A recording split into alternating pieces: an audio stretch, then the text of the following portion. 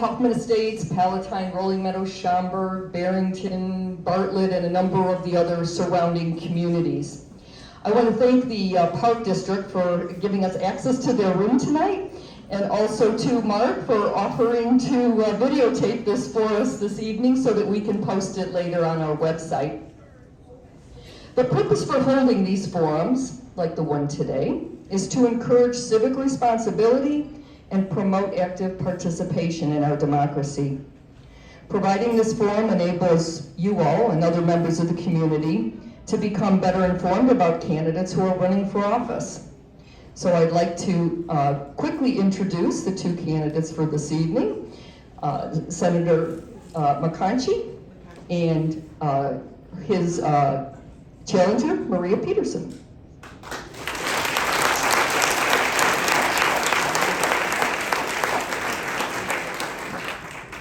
The League of Women Voters is a nonpartisan but political organization. We neither support, oppose, nor endorse any candidate for office. Any visual or verbal representations made by the candidates are theirs alone. The League does not fact-check candidate statements during the forums, but we do ask that candidates refrain from attributing any position to their opponent. To ensure the questions for today's forum represented a balance of lots of different topics and viewpoints, we solicited topics from candidates in the community at large. So questions for today's forum were prepared in advance. They were vetted by a bipartisan group from the League of Women Voters members in the Palatine area, and were prioritized based on the input that we got. A number of you emailed the site and gave us input on the types of questions you'd like to have us ask. So we have excluded questions deemed to be negative or directed at any specific candidate because we want both candidates to be able to answer and address all questions this evening. As a result, we're not taking any questions from the floor tonight, so we'll appreciate you giving your undivided attention to the candidates. So without further ado, I'm pleased to introduce our moderator for today's forum, Ginger Wheeler. Ginger's been a member of the League of Women Voters for over 25 years. Over that time, she's held every office in her local Glen and Ellyn League and helped usher them into the digital age by kickstarting their website and social media efforts. She's a trained moderator who has some 10 years of experience conducting forums, and we are delighted to have her this evening. Ginger.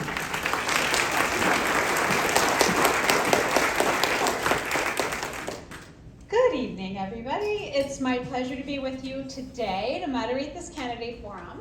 As a resident of Glen Ellyn, I'm not eligible to vote in this district, so I have been asked to serve as an impartial facilitator for this discussion as a volunteer in cooperation with the League of Women Voters. Let me take a few minutes to explain the format and the rules of this forum.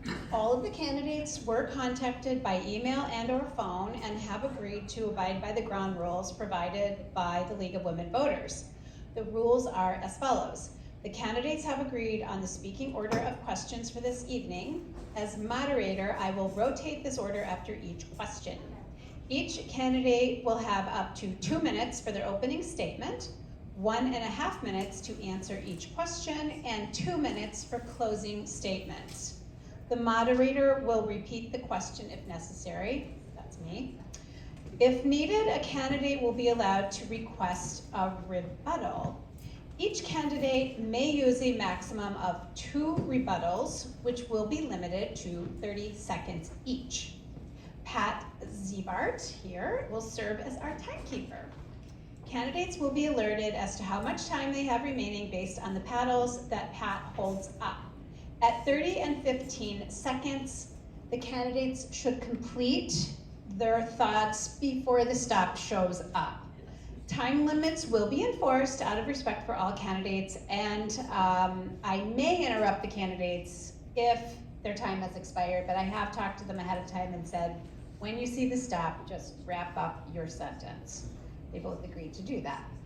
Candidates are asked not to interrupt one another. No campaign signs, buttons, or partisan materials may be displayed in the room during the forum. Today's forum is being taped by the League of Women Voters and for their use in educating the public. The League claims copyright ownership of all recordings or transcripts produced from this event and reserves the right to publicize this forum. No voice, image, or other duplication of the forum may be used by a candidate's representative or campaign in any campaign advertising. Other persons or organizations who have not received explicit permission to do so should likewise refrain from using any part of a recording for candidate advertising. To view a recording of the forum, please go to the League website, www.lwvpalatinearea.org or www.lwvil.org. Today, we will hear from candidates hoping to represent Illinois State Senate District 26. In alphabetical order with us today and on the ballot are incumbent Republican Dan McConchie and Democratic challenger Maria Peterson. I want to thank you both for your participation today. And with that being said, we want to refrain from applause, please, until the very end. So we don't want to take away the time we have wrapping up applause, if that's okay with everybody. And let's see, we agreed by prior agreement, we flipped a coin, and Mr. McConchie will go first with a 2-minute opening statement.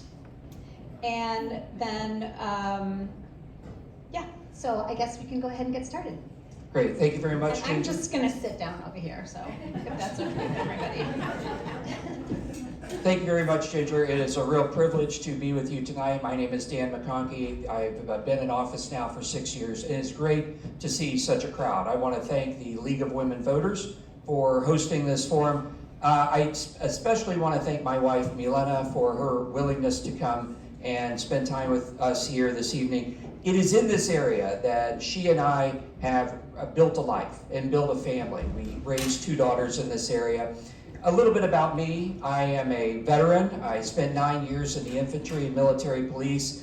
I currently work as an energy consultant where I sell solar panels and do alternative energy solutions for people. I do want to apologize up front because I know many of you are having a hard time seeing in the back.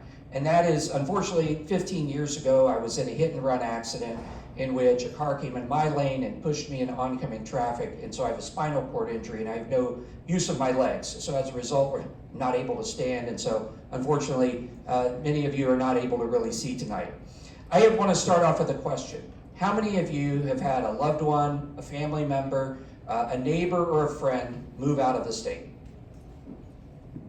That is exactly the problem. That the biggest problem that we have here in the state of Illinois, and the fact that we languish behind so many other states in the fact that we have more people moving out of the state than are moving into the state. Whether it be taxes, cost of living, crime, we need to make real changes in this state to ensure that we are a destination state that people are moving into again instead of moving away. To that end, I pride myself on working on pragmatic solutions to help solve these problems and grow our state.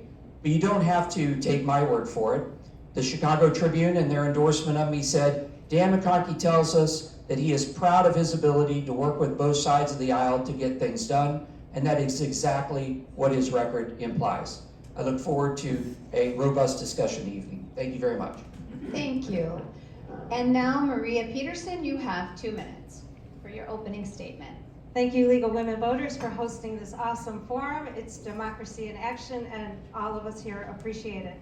I am Maria Peterson, and I am running for the state senate in the newly remapped 26th district, where people are eager for better representation. I've knocked on thousands of doors personally in the district, and I hear over and over how frustrated people are at the unfairness of their property taxes, how frightened they are that people how frightened they are and how easy it is for dangerous people to get dangerous guns, that they have to worry about sending their kids to school, seeing parades, and how angry they are about that their reproductive freedoms have been rolled back. As a Barrington resident for the last 25 years, I identify with their concerns and want to go to Springfield to address them, not to engage in broken politics that they are so tired of. I'm a retired attorney and a small business person, the mother of 3 grown boys and a grandmother, and the daughter of immigrants who is very appreciative of the opportunities and privileges available to me. As a 5-year-old girl, holding my mother's hand as she was sworn in as a citizen, I could only dream that 2 decades later, near that very spot, I would be sworn into the Illinois State Bar. Service before politics has been my guide in my community involvement. Over the past year, my suspicions were confirmed that our communities are not properly represented. I have been, as I go door to door and learn just how out of touch our current state senator is. And just now, when the hands raised, he would have thought the entire room was raising their hand, and it was just a fraction of hands going up. And people are surprised to learn that prior to his state Senate seat, he was a lobbyist for the largest organization dedicated to overturning Roe v. Wade and enacting a 100% ban on abortion, even in pro-choice states like Illinois. Now let's move on to the questions. Remember, you each have 1.5 minutes to answer. The first 2 questions will be on crime and criminal justice. Maria Peterson will go first. What 2 or 3 measures would you support or have you supported in the past that would help Illinois make progress toward reducing violence in our community? Why do you believe those measures will work? Candidate Peterson?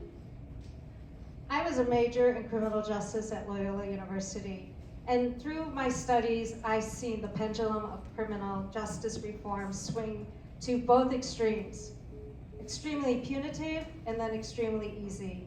I think in this year, with the Safety Act in place, it's actually addressing the chaotic situation that we had in the criminal justice system, where dangerous criminals can pay their way out back onto the street even before a police officer had an opportunity to finish the paperwork. It's a bill that allocates $250 million to our police who protect our communities. National experts and victims' rights groups and legislators worked on this bill for 4 years before it ever became law. And hearings were done in February and October of 2022. So for people to say that this bill happened in the cloud of darkness, then that was a problem. That was their issue, not attending these hearings. While there are some language issues that both the ACLU and the Chicago Tribune have addressed, they are not enough to cause a repeal of this act. A repeal of the Safety Act is basically a stating that the repeal will defund the police, as I stated, that there's over $250 million dedicated just towards our police. Thank you. Candidate McConchie, same question. Would you like me to repeat the question? No, thank you. So there's a number of pieces of legislation that I have supported, been a sponsor of and author of. We have Senate Bill 4152, which helps protect our police officers. It requires a defendant who commits aggravated battery against a police officer to serve at least 85% of their sentence. Sorry, this is cutting out. Another bill that would require violent firearms offenses that have, mandatory minimum sentences in order to make sure that people who are committing violent crimes are not required. Do we want to use the other one?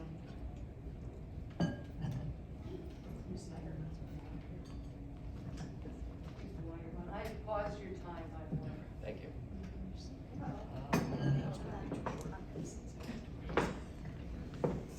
Technical difficulties. Maria. Here.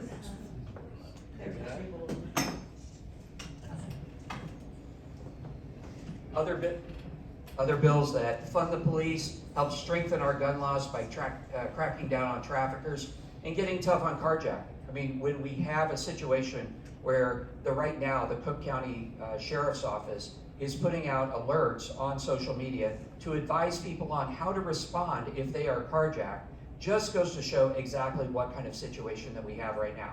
Now, let me talk briefly about the Safety Act. There are a huge number of issues with the Safety Act which frankly make us less safe. The biggest thing in that is, while it has some important reforms in it, it ties the hands of judges who are working to try to keep us safe and keep dangerous people off the street from being able to keep the most dangerous people in jail. I've spoken with law enforcement, I've spoken with judges. They absolutely need changes to this law before it goes into effect on January 1st. Thank you. Candidate McConchie, you'll go first on this one. The Illinois. Actually, I would like to make my rebuttal. Oh, okay. So the rebuttal is, 30 seconds. 30 seconds. All right, here we go.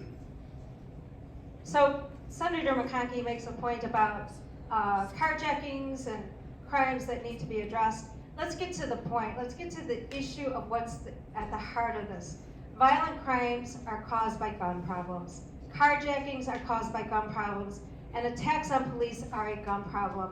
And if we're going to address this, we need to address it by somebody who doesn't get an A from the NRA, but from somebody who actually cares about gun violence. And that would be me. Thank you. Okay, candidate McConchie, are you ready to answer the next question? Sure. Okay, the Illinois General Assembly passed expansive legislation last year that included provisions for police body cameras, police use of force, elimination of cash bail, and many others. The law has already been amended based on comments from interested parties. What additional changes, if any, would you like to see made to that legislation, and why? So that is in reference to the Safety Act, which I just mentioned. The number one issue that has to be addressed is the tying in the hands of our judges who are prevented. Right now, what will happen under the Safety Act is someone will come in, and if they have committed a whole litany of offenses that are a judge is prohibited from being able to keep them in jail, they are not allowed to do so. Let me list some of the crimes that are a part of that list. They include second-degree murder, robbery, burglary, arson, kidnapping, and aggravated battery, unless, and this is the important thing, a suspect poses a threat to a, quote, specific identifiable person or persons, rather than just a general threat to the community. That, even our judges are saying, unless I can point out that this person is a threat to a specific identifiable person, I am not going to be allowed to keep them in jail. This is why we have bipartisan opposition to these provisions of the Safety Act. Democrats and Republicans alike, 102 of our county prosecutors across the state are opposed to this provision. Over 50 of them have filed lawsuits against this, trying to keep it from going into effect on January 1st. I spoke today to a judge in Lake County who said, you know what, on January 1st, if there's nothing changed with the law, we have 400 people in our jail right now, 300 of them will be released on January 1st without changes. Thank you. Candidate Peterson, same question. So with regard to the Safety Act, the piece that Senator McConchie just referenced about the language, that was an error in drafting, and the ACLU acknowledged that. The judges just need to be able to say that this is a specific threat, this is the specific crime, and then they are able to hold the defendant in custody. The issue about that 400 people are going to come out on January 1st like zombies is a lie. Right now, State's Attorney Reinhardt is filing petitions, motions to detain the most dangerous criminals, and every state's attorney knows which are their most dangerous criminals in their jails. So those are the ones who will be petitioned at the court, and the judge will have the right to detain them based on the crime, based on their ability for flight. So again, this is just another fair tactic that the other side is using to make an excuse to repeal the Safety Act. Cash bail has nothing to do with the crime in and of itself. A man in February was arrested for child pornography. He got out with $20,000 bail because he had the money. And then early in September, he was rearrested for the same crime. A man who can afford to get out of jail, a person who can afford to get out of jail, regardless of the crime, will do so. This is more about fairness and equity in the criminal justice system. Thank you. The next topic is related to healthcare. The question is, the recent Dobbs decision by the Supreme Court determined that the U.S. Constitution offers no right to have an abortion, leaving the states with the authority to legislate women's reproductive health. What legislation, if any, would you recommend in Illinois? And candidate Peterson will go first. Well, first of all, Illinois is a pro-choice state for now. Illinois is an island within red states that have chosen to take away the right of reproductive freedom against women. I appreciate the legislation that candidate Alexi Janulius has presented in terms of blocking any sort of driver's license plate reading from women or provider, Uber drivers, anybody who's crossing state lines to help a woman access reproductive health care. I also think that given the stance that the Supreme Court, the United States Supreme Court said that it's a state's right, then I think Illinois should follow suit, like Kansas and Alaska, and codify the right to reproductive freedom, abortion rights in our Illinois Constitution. Thank you. Audience, I would remind you that we want to keep sound effects to a minimum, please. Candidate McConchie, same question. Thank you. So my opponent has made abortion the centerpiece of her campaign, and so I look forward to talking about that. I am pro-life. I make no apology for that. What Dobbs did was return the right to you as people, through your elected representatives, to be able to decide whether or not to regulate abortion at all. Let's talk about what's the current status here in Illinois. The current status is that abortion is legal in all 9 months of pregnancy for any reason, and taxpayers pay for it. That's the rule right now.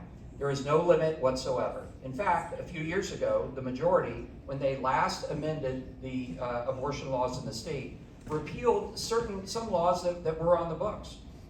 A ban on partial birth abortions, a ban on sex selection abortion, even a ban on fetal experimentation was repealed. Worse yet, they repealed a requirement that a coroner be required to perform an autopsy on a woman who died from a botched abortion. That is extreme. It is not defensible for women's health, but this is the position that my opponent has for their personal PAC and Planned Parenthood. But that's not all. Additionally, because of recent actions by the General Assembly, parents cannot even be notified when their minor child is having an abortion. A tattoo, you're not only notified, you have to give consent. An aspirin in school, you have to give consent. But an abortion, nothing. That is extreme. I would return those rights to parents back to you. Thank you. Okay, we're on question 4 now, still in the healthcare topic, and Senator McConchie will answer first. From its impact on our prison systems to its implications for large-scale violence in our communities, mental health care has been in the news frequently in recent years. Do you believe that state government can positively affect community mental health through programs and investments? And if so, what programs do you believe would be most effective?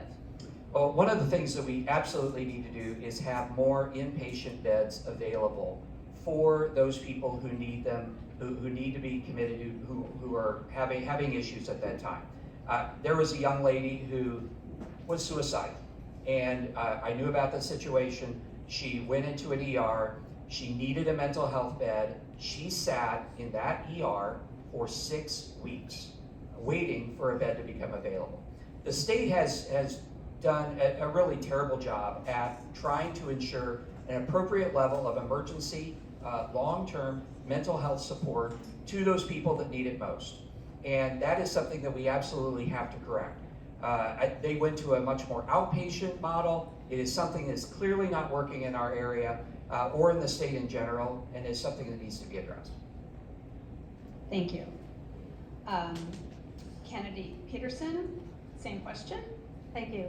I actually find it ironic that my opponent here is saying that we need to do better because when he was with the Rauner administration, he signed on to the budget that gutted the mental health line by 30%. Yes, it's actually costing our state more money when we have mental health patients that need assistance. When police officers arrest them and take them to prisons, or they take them to hospital beds, and then there's not enough hospital beds for patients who really are sick. I am happy that we have the 708 referendum coming through in Wheeling, in Vernon Hills, and in Schaumburg. It's an opportunity to start really addressing mental health at the ground issue, where people won't have such a long wait list, where substance abuse is going to be handled and treated directly, where individuals who have developmentally and intellectual delays, that they will be serviced after they age out at age 25. This is an area that is completely ignored, and it is part of mental health, and this is a really good way that we are handling this economically and morally. Thank you so much. Okay, candidate Peterson, you're going to go first this time. The next set of questions relate to the economy and fiscal policy. Question 1, do you agree with the Illinois 2023 budget priorities? Please explain. Okay, 1 second, please.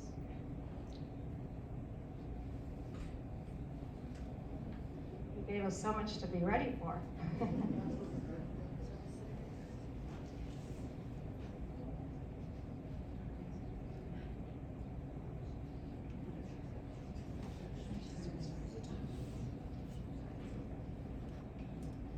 Okay. Well, we know that in the Rauner administration, we were left with a $17 billion debt. And today, we have a $1 trillion economy. Illinois is the 5th state to reach this mark. And through deliberate payment plans that included where federal dollars could be matched, especially with bills that were charging the highest interest rates, our Democratic Comptroller, Susana Mendoza, was able to get these debts off our books. Under Governor Pritzker and Comptroller Mendoza, we are showing that our administration is fiscally responsible, 6 credit ratings up, 3 that occurred without the American Rescue Plan Act. Yes, $1 billion into the rainy day fund compared to where we were pre-COVID.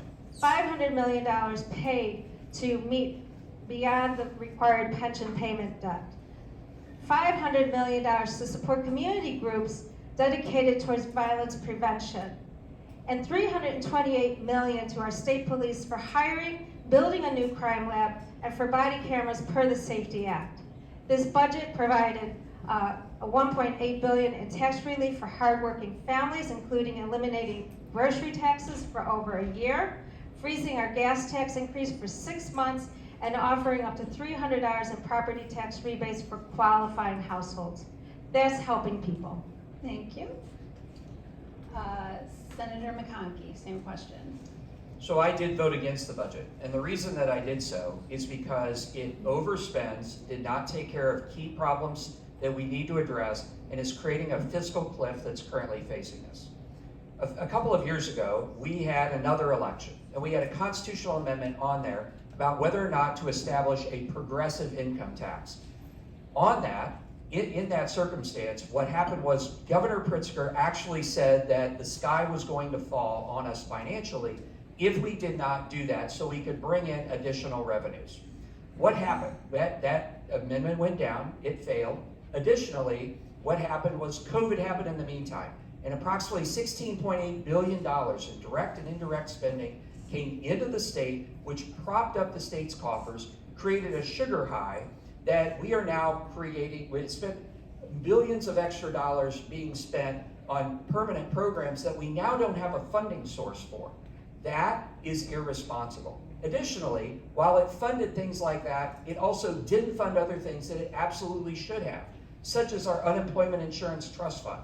We currently have $1.4 billion deficit. We're one of the only states in the country that did not pay off that deficit with those ARPA funds. What does that mean? That's going to translate into one of the largest tax increases on employers, any of your employers or who you work for, coming up here in the weeks and months ahead. Thank you. Senator McConchie, you will answer first this next question. We're still on economy and fiscal policy.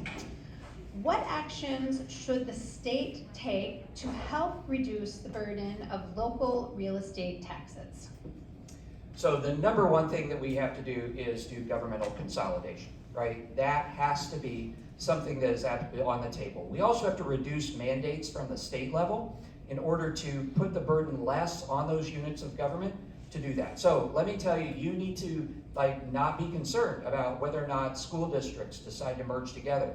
K-8 and high school districts come together, because that will help reduce our overhead.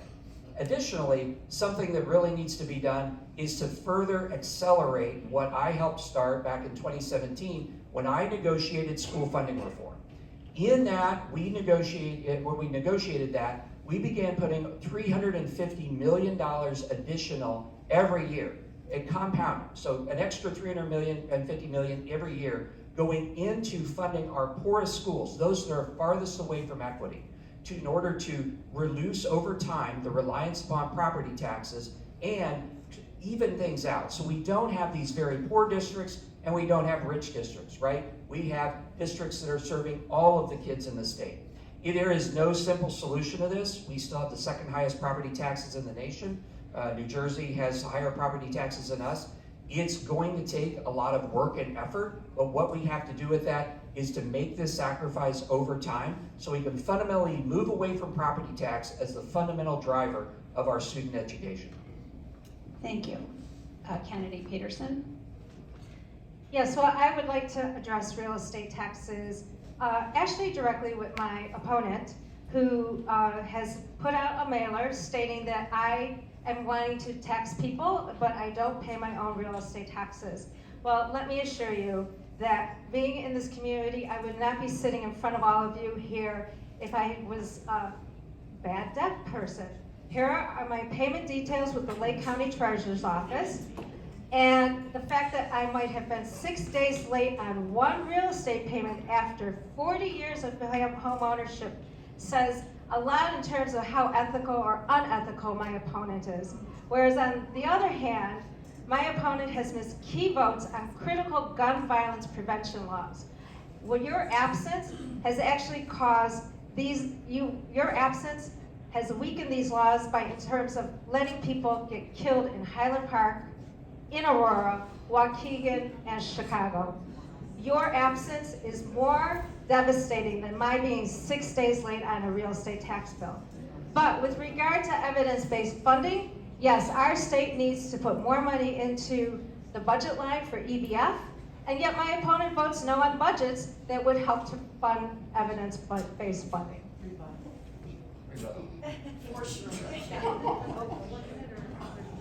30 seconds. Thank you. So in regards, I did miss a number of votes in regards to that. Unfortunately, I was in the hospital. As you may have noticed, I'm in a wheelchair. Because I have a spinal cord injury, I have health issues associated with that disability. Unfortunately, I was in the hospital that day when I was unable to attend and vote. So I'm sorry, Maria, that I missed a vote that day. I do my best to try to maintain my health to the best standard possible. And I would appreciate you not using my disability against me in that way.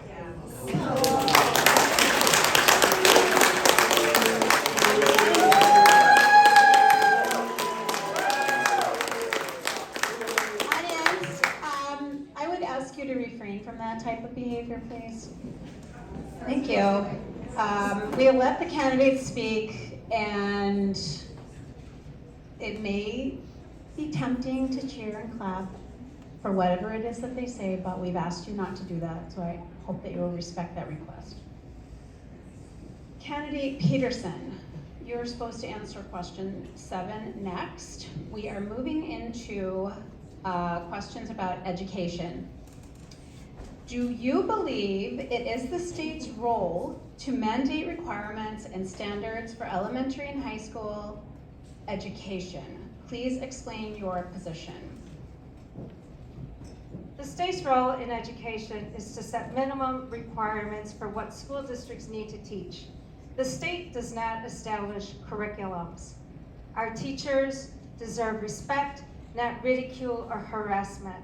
And so many parents that I have met just want their kids to get the best possible education so that their kids will succeed like them. Radical groups that are trying to create smokescreens with crazy and unfounded ideas are doing this in an attempt to dismantle our public school system and not pay teachers what they are worth. They want to profitize private schools that do not have to comply with the same accountability and transparency rules that public schools have to. I support public education, our public school teachers, and seek that all our kids be successful and healthy and productive adults. I clearly do not support vouchers of any sort. Thank you. Candidate McConchie? So I believe in local control. I believe that absent a compelling reason for the state to put a mandate on a local school, that should be maintained for you as the teachers through your local elected school board. One of the things I will say about my view of education is that I believe every child should have access to a quality education regardless of where they live and regardless of their income. As a result of that, during school funding reform, I supported the Invest in Kids program, which we put into place, which allows for those kids who are in failing schools, and there is a clear definition of what that is at the state level. It predominantly affects Black and brown communities, but allows those kids to be able to get a support from the state, get a scholarship, in order to be able to attend a school that'll actually teach them and actually take care of their needs. My opponent believes in taking that away from those kids. I cannot tell you the number of kids who have come up to me, and particularly down in Springfield, and said, thank you so much for the opportunity that we've had to actually be able to get into a good school and actually have a good education. At the end of the day, every kid should have the right education and a good education, regardless of where their zip code is or regardless of where the school district line may intersect with their house. Thank you. Candidate McConchie, you will answer this next question first. What ideas do you have for lowering the cost and or improving the quality of a college education in Illinois compared to that in neighboring states? So this is a huge issue for me, and let me tell you a story why. So my wife and I, we have two daughters. Our oldest daughter, a few years ago, said, I want to go to a big school. I really didn't understand that. I went to a small school. I kind of like the small school environment, but that's great. She wanted to go to a big school. She wanted to go to a Big Ten school. She applied to 4 Big Ten schools, 1 inside the state, 3 outside the state. And every single school outside the state of Illinois made it less expensive for her to leave and go there than it was for her to stay here and continue her education. So what did she do? She left the state. She went to Purdue. Ended up, she's now in Detroit. She's got a great career ahead of her. But unfortunately, when our public school colleges here in the state do not prioritize ensuring that kids from Illinois can have a quality education and stay here, they end up in a circumstance where they go where they can get the best deal. And when they leave this state, they often go find another opportunity, perhaps meet nice boy, nice girl, and then end up not coming back to Illinois. This is contributing to the brain drain. It's contributing to the financial drain that we have on this state, the outmigration, and it is something that I, every single year, talk to every president who comes through our offices and say, what are you doing to help make sure that you're providing every opportunity for kids to stay here and not be stolen away to someplace else? Thank you. Candidate Peterson? Well, yes, the cost of higher education has definitely gone up as colleges are hiring more qualified, educated professors and administrators, as well as staying up to date with the latest technology on campuses, and offering services that clearly were not available when I went to school. My parents made the sacrifice to pay for my complete college education when I attended Loyola University of Chicago. And today, that is actually something that is unforeseen for most families. Our state has committed $2.2 billion in higher education for the 2023 budget, and we are committed to providing an education and an educated and ready employment pool that has less of a financial burden on graduation. Again, the Rauner administration gutted the higher education line by 30%. So here we are, we're trying to make up for it. But thankfully, we have some grants available for students. We have the Monetary Awards Program grant as well as the AIM High grant. In addition, there are community colleges such as Harper's College's Promise Scholarship Program that's designed to help and transition high school students into college. And if these students at Harper, while they're in high school, meet certain criteria, they will actually earn 2 free years of college education. So there are programs available. We are moving forward. Employers are moving to Illinois because we have ready, able students and employees. Thank you. Okay, we're moving into the environment. Bear with me, this is a long question. Last year, the Illinois General Assembly passed legislation that created investment in and incentives for converting to electric and nuclear energy sources, and a process for prioritizing employment of typically underrepresented populations and helping build the infrastructure to support the conversion.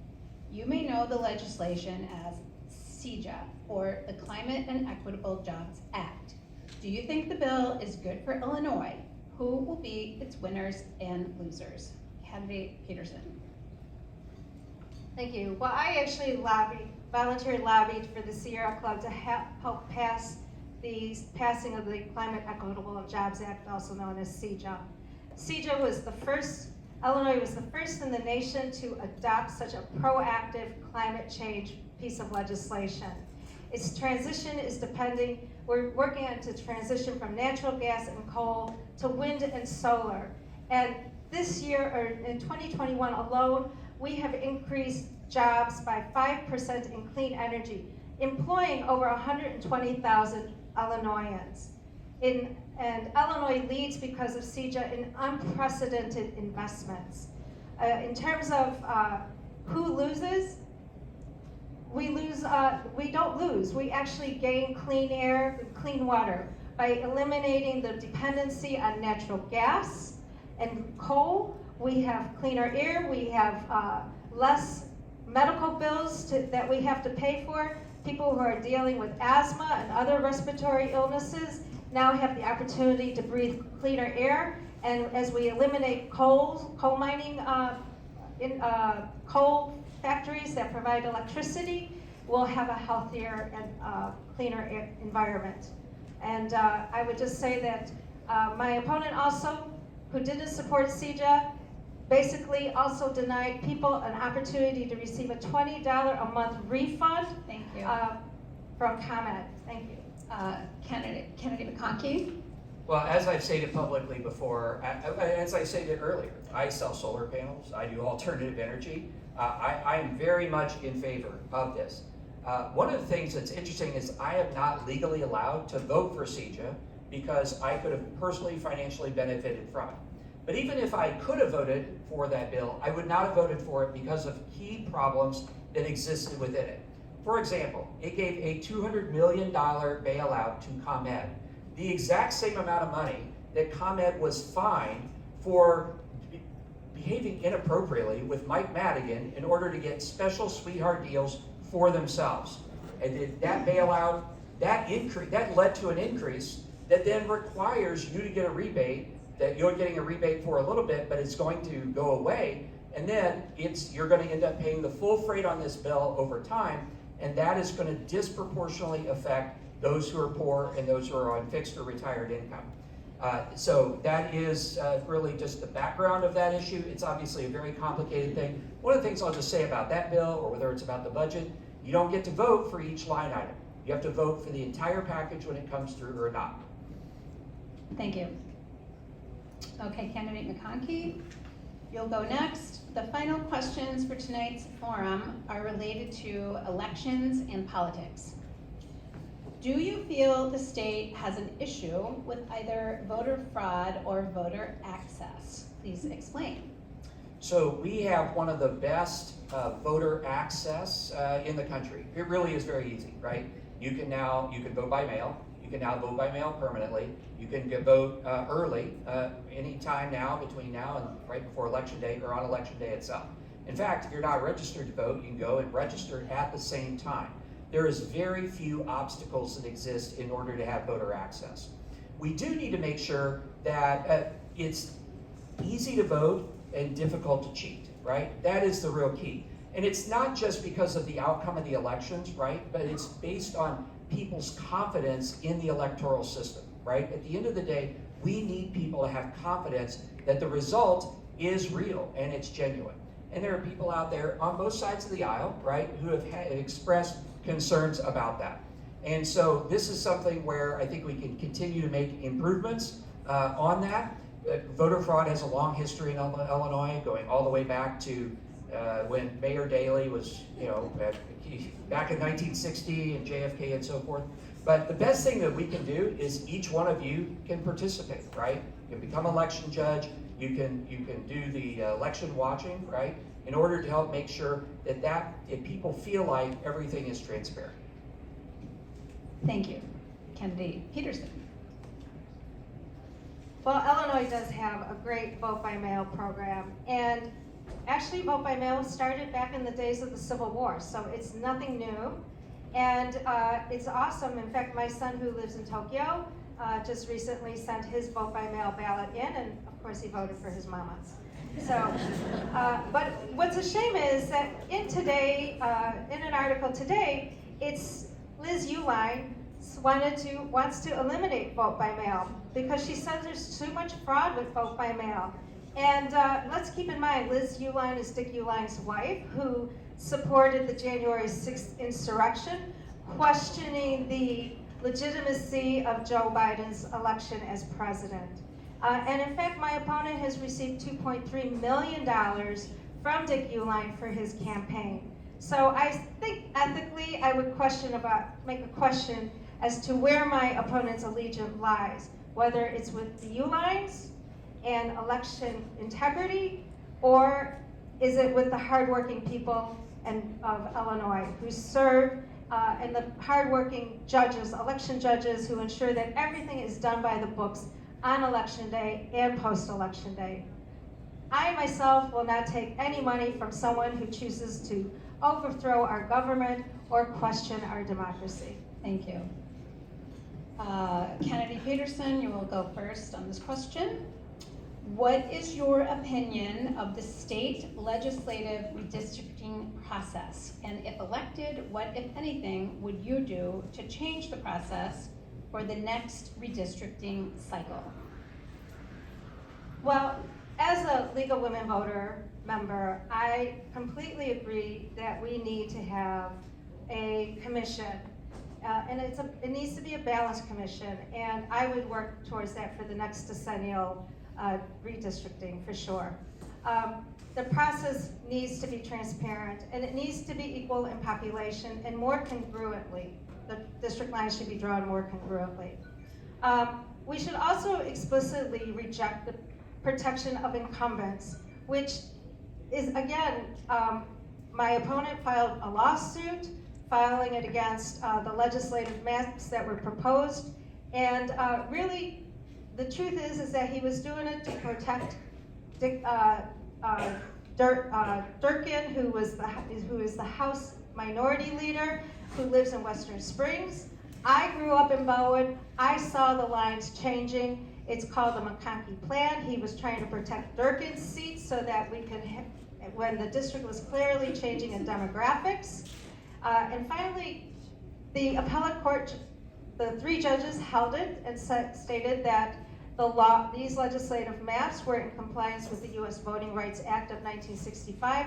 And the judges were 3 different judges. There was a Bush-appointed judge, an Obama judge, and a Trump judge that stated that these legislative maps hold and that they are Thank you. legal. Senator McConchie. You know, what I find most amazing during a campaign cycle is learning the things that I never did, knew that I had done, said, or believed. Yes, I did file suit, and that is because, so I'm going to take a bit of time on this. I stood up, figuratively speaking, at a press conference with Senators Melinda Bush and Julie Morrison and other Democrat members who said they believe in fair maps. We stood down in Chicago in a press conference about that. And then they completely abandoned this when it came to the opportunity for them to pass a map that protected themselves and the other members of the General Assembly. We know during the depositions in that lawsuit that they would bring in members from the General Assembly from the Democrat Party, say, draw your own district the way you'd like it to be. They were picking their own voters instead of allowing voters to pick themselves. They completely, those senators completely abandoned their position. And so I must say I doubt whether or not this is something that is sincere, because I've watched it otherwise. We absolutely should have fair maps. We should absolutely, I believe in helping protect democracy. And in doing that, we need to amend the state constitution to actually allow you to be able to collect petition signatures and amend the constitution like exists in half the other states in the country. That you can actually recall your elected officials in a manner that, actually make sure that if people are off the reservation, keeps accountable. Those are the types of things that I support and will continue to fight for. Thank you. Okay, Senator McConchie, you will go next on this question. On which of your priorities would you be willing to make compromises in order to find common ground and gain support for bipartisan legislation?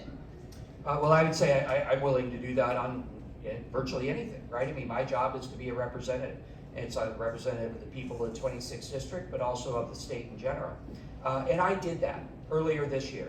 I actually had a constituent. So the governor put into place restrictions allowing any of you to be able to visit a loved one in a nursing home or a long-term care facility or in a hospital, right? You couldn't go and visit them.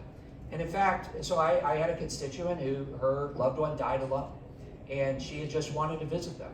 So I worked with members of the other side of the aisle, and we actually not only got a bill passed through the General Assembly, but the governor signed it, a bill that ties his own hands in regards to his ability to be able to continue to exercise these executive powers. So I've proven it, I've done it, and I'm willing to do it on any other issue.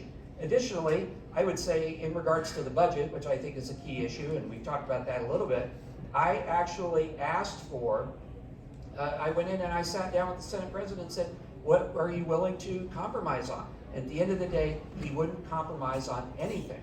At the end of the day, if you want to have compromise, you need to be looking at the other side of the aisle. Thank you. And candidate Peterson. Thank you. Well, there is no such thing as a Democratic solution or a Republican solution. Only solutions to problems people in our district and in Illinois face. I understand that in your position as Republican leader in the state Senate, you are prohibited from giving to your opposition with any help or credits.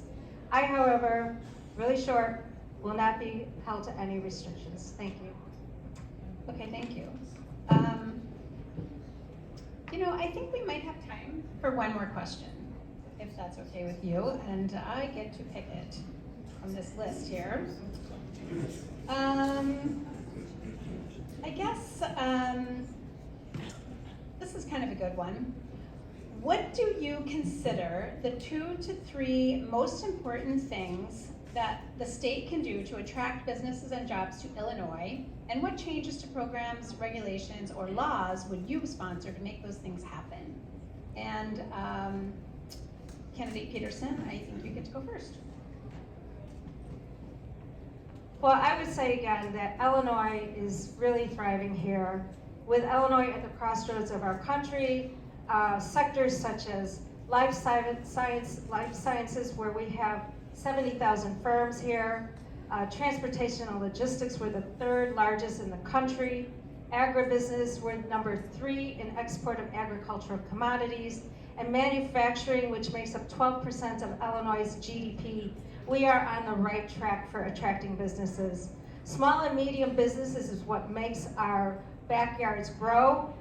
We have they're the ones that hire our students, who hire our neighbors, who sponsor our softball and bowling teams. We also have awesome rails. We have ports and airports. Our highways and our digital systems are key to helping Illinois succeed. We are leading, and so long as we just keep doing the outreach and working with businesses and them telling us what they need, we will work with them and can continue to flourish and have Illinois keep our students here when they graduate from University of Illinois, that puts out more engineers than MIT and Stanford combined, and as well as our local community colleges that are so up to date with drone technology, welding, nursing, and teaching. Thank you. Thank you. And Senator McConchie. Thank you. The best thing that we can do is listen to what businesses are telling us themselves. And there's 3 issues that they talk about. One has to do with taxes.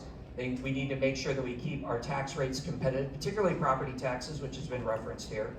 The second thing we need to do is address the endemic corruption that exists in the state. In the last 4 years alone, we have had 9 members of the General Assembly either indicted or convicted by the federal government. And so I sponsored ethics reform that would actually empower our state attorney general, who's a friend of mine and on the other side of the aisle, to help make sure that we have the tools in place so we don't have to wait on the feds to come in and clean up our own mess, whether it be at the state or whether it be in the city level. We are able to address it ourselves. And third, and the biggest one I think that is really on the minds of so many right now, is the issue of crime. We know this from the CEO of McDonald's, who was recently talking about the crime in Chicago and essentially saying, I'm having to consider whether to move my company out of state for the safety of my employees. Those are the 3 issues that they are talking about. We have solutions for each one of these that we have been putting forward. Thank you. I think I can squeeze one more in. We have such an attentive audience. Thank you, audience, for being so great. With inflation spiking over the summer in both the U.S. and abroad, what legislative measures, if any, would you propose to help lessen the burden for Illinois families? And Senator McConchie, you get to go first. Certainly, and I'm glad that you brought that up because we actually did introduce a number of pieces of legislation. One would offer real and permanent property tax relief, not just getting things back into people's hands temporarily, but that would continue on even after the election. Right now, the property tax relief that you've gotten at the moment is a temporary thing that I believe was done as an election ploy when we said this should be something that is done in an ongoing basis. We actually had a proposal that would have capped the tax on gasoline. You may not realize this, but we have 2 different taxes on gasoline. We have a motor fuel tax, which goes to the roads, but we also have a sales tax that goes largely to the state's general budget. It has nothing to do with roads. The more you pay in gasoline, the higher that tax goes, because it's based on percentage. We talked about capping that at what it was last year in order to make sure that government is not benefiting wrongly, essentially, from getting a windfall from those taxes and from those high rates that are coming because of the increases in gas taxes. We also talked about permanently eliminating the sales tax on both, not gasoline, we were just talking about that, but also on groceries as well as medicine. We don't believe that people should, run the risk of not being able to afford their food or medicine because of the taxes associated with that. And Kennedy Peterson. Yeah, inflation's a real issue. Our natural gas bill for ourselves, well, for everyone, is going to go up quite a bit this winter, and a lot of people are going to be hurting. And it's a shame because we have geopolitical issues happening. We have the Russian-Ukrainian war. We have OPEC who's holding back on barrels. And then we have utility companies such as natural gas saying that we're making record profits. And instead of leaning onto these companies, ComEd, who's here in Illinois, Nicor, and so forth, we need to really lean on these companies and work with organizations such as Citizens Utility Board, of which I was a member of many, many years ago, to lean on these companies because while they're making record profits, everyday hardworking parents are struggling to figure out how they're going to make their next gas bill. And this isn't something that they could just run away from and say, well, I won't pay it, because eventually the gas will be cut off. And one alternative is to move away from gas and go to electricity and let them, those gas corporations, figure out how to make their profits somewhere else. But with that said, a gas tax cap, unfortunately, materials keep going up for building roads. The part about sales tax goes into the general fund. Well, how do you expect to pay for services like the EBF if you don't have that sales tax. Thank you. So, okay, I have to rebuttal that? Sure. I guess you do. All right, so 30 what seconds. you just heard my opponent say is that she does not believe that the gas taxes are too high on you. Okay? The fact that we have record inflation, the fact that the taxes that you're paying go up percentage-wise along with that, that is still not too much, okay, for my opponent in what you're paying at the pump. So, and that also goes over into the goods. The inflation that you're seeing is not just based on but it's based on transport to get there. So I just want to make sure that that's crystal clear what she just let you know. Thank you. And I'm gonna rebut for that. Okay. So, That's allowed. I so don't appreciate when people put words in my mouth, because that's not what I said, but nice try. What I said is that the gas tax is there because that's what builds the roads and the bridges. The fact that Illinois had not raised gas tax in years was a disservice to our roads. Potholes going from Chicago to Springfield and hitting those potholes. Well, thank you for doing that. But putting a gas tax cap is not the solution. Thank you. Well, you guys, this has been a very spirited forum. I appreciate both of you candidates. And the audience, thank you. But time now requires that we move to closing statements. So, candidates, you each have 2 minutes. And as agreed in the beginning, candidate Maria Peterson will go first. Thank you so much. Once again, I want to thank the League of Women Voters for hosting this forum and inviting me to participate. Among the League of activities I've participated in the last 5 years, these forums help voters separate the hype to hear the truth directly from the candidates and for what they stand for. I can sum up in just a few words what I stand for and why I'm running to represent our communities. Fairness, honesty and accountability, service above politics. Further attempts to rob women of their reproductive freedoms are dangerous and unfair. As a woman and a grandmother to a 3-year-old girl, I will stand up and fight for them. Allowing easy access to battlefield weapons and ghost guns that kill our kids and our police is fatally unfair, and I will stand up and fight against it. The way our property taxes are levied and the way our budgets allocate funds are unfair, and I will stand up and fight to change that. The corruption, greed, and waste that Springfield has been famous for is unfair to working families and taxpayers, and I will stand up for higher standards and tougher penalties for officials doing business. And in Springfield, I will do your business, not party business, because the families in our communities here deserve that. I have met thousands of men and women, young families and seniors who have opened their doors and shared their stories and their hopes and their fears and their anger. Thank you.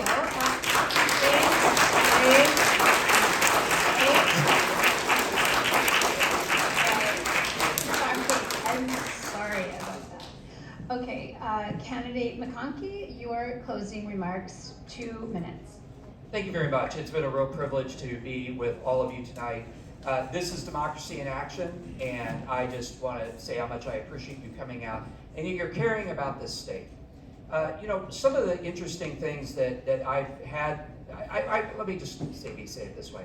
I was never going to run for public office. I actually had constituents who came to me and said, hey, we think you would be good for this. And I said, I really want to stay married, no thank you.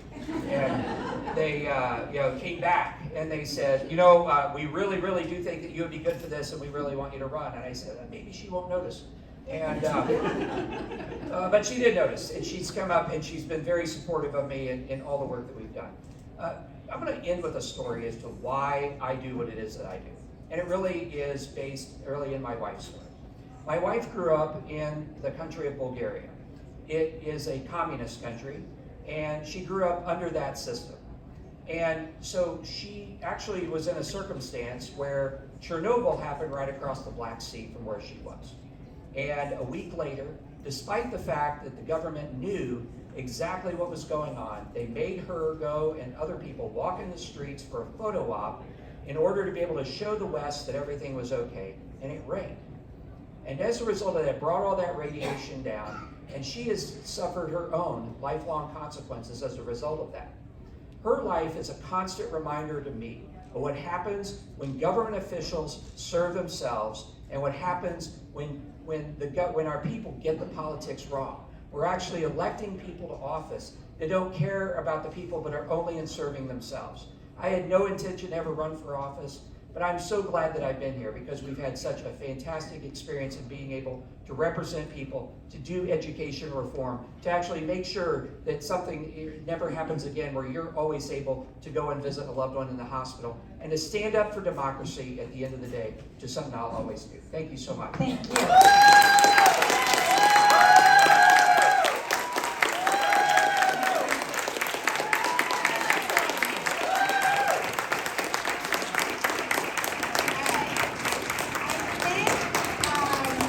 Kathy has a few words to say to close out the forum.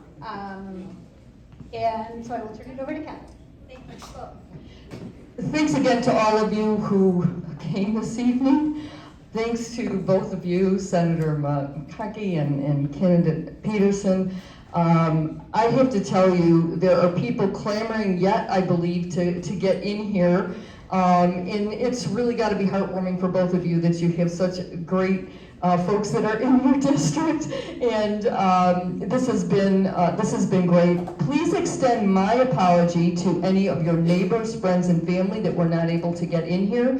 They will be able to get access to this recording on our website and on lwvil.org, which is the League of Women Voters Illinois site. lwvpalatinearea.org is the Palatine site, and it will be out there for everybody. So please do pass that word on.